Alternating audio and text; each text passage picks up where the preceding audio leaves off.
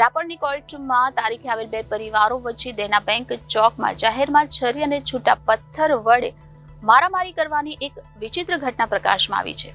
જાહેરમાં તકરાર થતા લોકોમાં અફરાતફરીનો માહોલ પણ સર્જાયો હતો. ઘટનાનો વિડીયો વાયરલ થતા હરકતમાં આવેલી પોલીસે 3ની અટકાયત કરી વધુ તપાસ હાથ ધરી છે. રાપરની કોર્ટમાં તારીખે આવેલ બે પરિવારો વચ્ચે દેના બેંક ચોકમાં જ જાહેરમાં છરી અને છૂટા પથ્થરો વડે મારામારીના દ્રશ્યો સામે આવ્યા. 2 થી 3 જણા ઈજાગ્રસ્ત થયા હતા. તેમાં પોલીસે 3ની અટકાયત પણ કરી છે. છાપરમાં છરી અને પથ્થરથી બે પરિવાર બાખડ્યા હતા જેવો વિચિત્ર કિસ્સો સામે આવ્યો છે. જાહેરમાં તકરાર થતા લોકોમાં અફરાતફરીનો માહોલ પણ સર્જાયો હતો. આખી ઘટનાનો વિડીયો વાયરલ થતા હરકતમાં આવેલી પોલીસે હાલ 3ની અટક કરી છે.